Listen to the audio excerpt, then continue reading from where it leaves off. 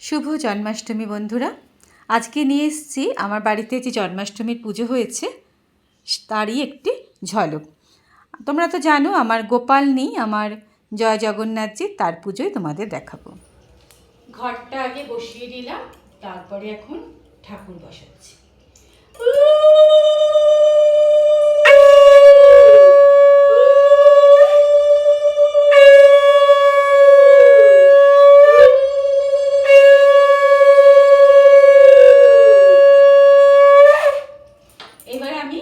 জগন্নাথ ঠাকুরকে সুন্দর করে সাজিয়ে নেব।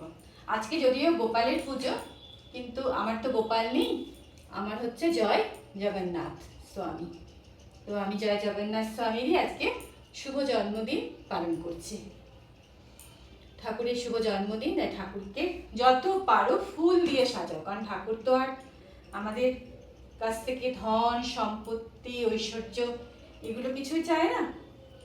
তিনি চাই হচ্ছে সুন্দর ভক্তি নিয়ে ঠাকুরকে পুজো করা। তো চলো সুন্দর করে আগে সাজিয়ে নিই, তারপরে তোমাদের সাথে দেখা হচ্ছে। কেমন?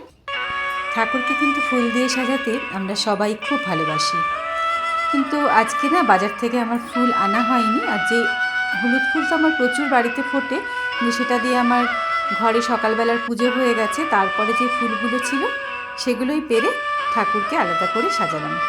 আর সাদা ফুল গাছে অনেক সাদা ফুল ছিল, কিন্তু সেটা নিচ থেকে পারতে গেলাম না। এই দেখো কি সুন্দর এটা না আমার টবে হয়েছে, অনেকটা তোমার ওই শরৎকালে যেটা হয় তার মতো দেখতে, কাশ ফুলের মতো দেখতে।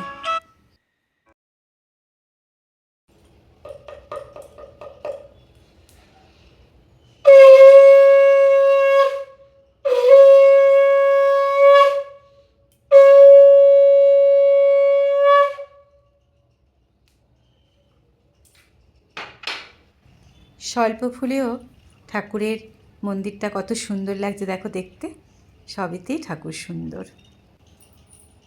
তো বন্ধুরা সঙ্গে থাকো, পুরো দেখতে থাকো আজকে ভিডিওটা। আজকে সুন্দর করে তোমাদের সাথে আমি শেয়ার করব জগন্নাথজি পুজো। তো বন্ধুরা আজকে পুরো জগন্নাথ পুজোর, আসলে কি বলতো বারবার আমার জগন্নাথ পুজোটাই চলে আসে, কারণ আমার তো জগন্নাথজি আমার দেবতা।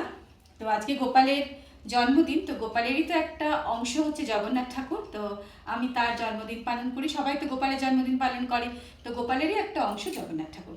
তো সম্পূর্ণ ভিডিওটা কিন্তু আমি তোমাদের সাথে শেয়ার করবো ছোটো ছোটো ক্লিপ করে।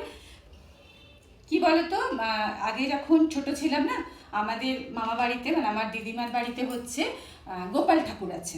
তো আমরা মানে আমাদের বাড়িতে খুব বড় করে জন্মাষ্টমী পালন করা হতো। মানে আগের দিন থেকে আমরা সবাই ব্যস্ত হয়ে যেতাম জন্মাষ্টমী পালন করার জন্য।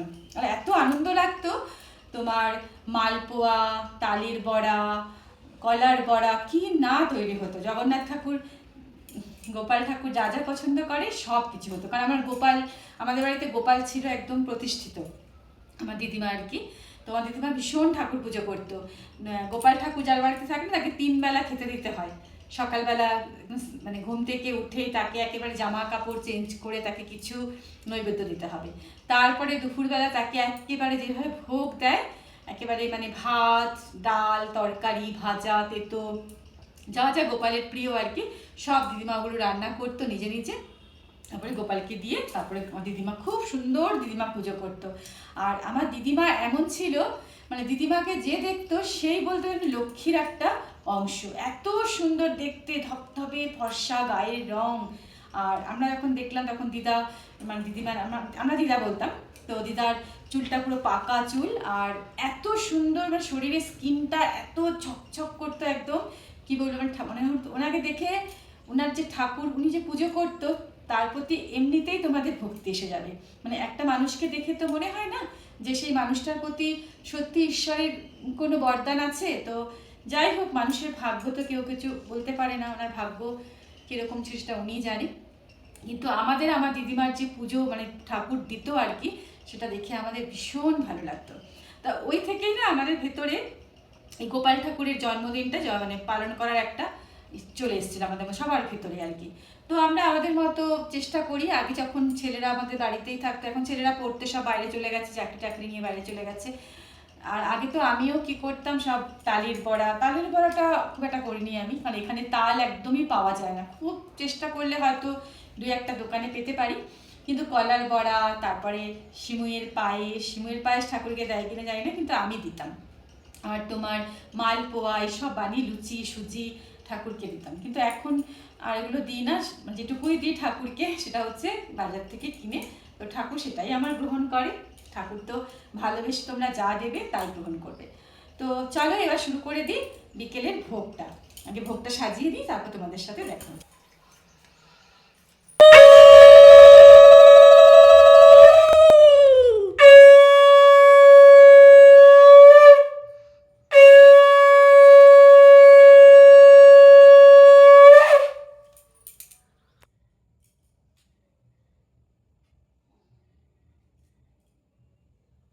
গঙ্গে চ যমুনে চৈব গোদাবরী সরস্বতী নর্মদে সিন্ধু কাবেরী জলেস্মিন সন্নিধান কুরু। নমো বিষ্ণু নমো বিষ্ণু নমো বিষ্ণু। ওম বিষ্ণু পরমং পদং সদা পশ্যন্তি সুরয়ং দিবিব চক্ষুরাততম। ওম অপবিত্র পবিত্র বা সর্বাবস্থাং গত বিবা যস্মরে পুণ্ডরিকাক্ষং সবাজ্য অভ্যন্তরং শুচি। ওম নমো সর্বমঙ্গল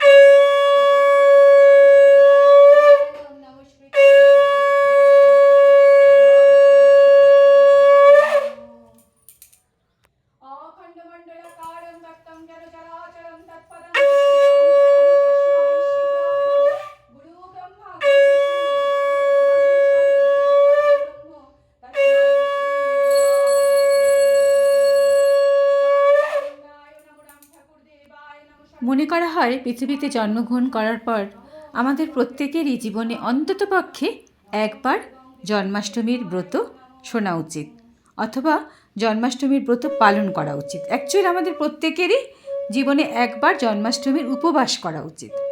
তো চলুন আজকে আপনাদের শোনাই জন্মাষ্টমীর ব্রত কথা। আমার এই চ্যানেলেই কিন্তু আপনারা এই সুন্দর সুন্দর ঠাকুরের প্রোগ্রামগুলো পেয়ে যাবেন, তাই চ্যানেলটিকে সাবস্ক্রাইব করুন আর দেখতে থাকুন আমার চ্যানেলটি। তো চলুন আমরা শুরু করি জন্মাষ্টমীর ব্রত কথা। দাপর যুগে মথুরার রাজা ছিলেন উগ্রসেন। তার ছিল 2 সন্তান, কংস আর দেবকী। কিন্তু কংস ছিল খুবই অত্যাচারী। তিনি তার পিতাকে বন্দি করে নিজেই বসলেন সিংহাসনে। কংস কিন্তু তার বোন দেবকীকে খুবই ভালোবাসতেন। দেবকীর বিবাহ বসুদেবের সাথে মহা ধুমধামে অনুষ্ঠিত হলো। বিবাহের পরে কংস স্বয়ং বসুদেব আর দেবকীকে তাদের বাড়িতে পৌঁছাতে গেল। ঠিক তখনই এক আকাশবাণী হলো, দেবকীর গর্ভে যে 8ম সন্তান জন্ম নেবে সেই কংসকে বধ করবে। তখন কংস দেবকীকে মেরে ফেলার জন্য যেই তরোয়াল উঠালেন, তখনই বসুদেব তাকে বোঝালেন যে দেবকীর গর্ভে যে সন্তান জন্মাবে স্বয়ং বসুদেব তাকে কংসের হাতে সমর্পণ করবেন। তখন কংস বসুদেব আর দেবকীকে কারাগারে নিক্ষেপ করলেন। দেবকী বাচ্চা জন্ম দিতেই কংস তাকে হত্যা করল। এইভাবে 7খানা শিশুকে কংস নিষ্ঠুরভাবে হত্যা করল। এরপর সময় এলো 8ম গর্ভের। দৈববাণী সত্য হওয়ার ভয়ে কংস কারাগারে জোর পাহারা বসালো। ভাদ্র মাসের কৃষ্ণপক্ষে যখন অর্ধরাত্রি, পৃথিবীতে সবাই যখন ঘুমে অচৈতন্য, তখন শ্রীকৃষ্ণের জন্ম হলো। ঠিক সেই সময় প্রভুর মায়ায় সমস্ত পাহারাদাররা ঘুমিয়ে পড়ল। কারাগারের দরজা নিজে থেকেই খুলে গেল। বাইরে তখন প্রবল ঝড় বৃষ্টি।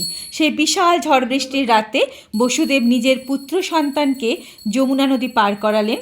সঙ্গে ছিলেন কিন্তু বাসুকী নাগ। তখন নন্দপত্নী যশোদার কাছে রেখে এলেন তিনি তার শিশুপুত্রটিকে, আর সঙ্গে করে নিয়ে আসলেন যশোদার কন্যা সন্তানকে। এ সব কিছুই শ্রী নারায়ণের আদেশেই হলো। এইবার ওই কন্যা সন্তানকে নিয়ে বসুদেব মথুরায় ফিরে এলেন নিজের কারাগারে। এরপর কংস যেই 8ম সন্তানের জন্মের খবর পেলেন, অমনি তাকে মারতে উদ্যত হলো। সে শিশুটিকে ছুঁড়ে মারলেন পাথরের দেওয়ালে। অমনি সেই শিশু আকাশে উড়ে মিলিয়ে গেল আর মায়াদেবী রূপে প্রকট হলেন। মায়াদেবী তখন বললেন, হে কংস, তোর কাল গোকুলে পৌঁছে গেছে, যে তোর বিনাশ করবে। এরপর শ্রীকৃষ্ণ তার জীবনে অনেক লীলা খেলা দেখালেন। কংস নানা উপায়ে শ্রীকৃষ্ণকে মারবার চেষ্টা করলেন, কিন্তু অবশেষে শ্রীকৃষ্ণ কংসকে বধ করলেন। এইভাবেই কিন্তু আমরা জানতে পারি শ্রীকৃষ্ণের জন্মাষ্টমীর ব্রত কথা। তো বন্ধুরা, সম্পূর্ণ চ্যানেলটির সঙ্গে থাকবেন, দেখতে থাকবেন খুব সুন্দর সুন্দর এরকম ঠাকুরের ভিডিওগুলো।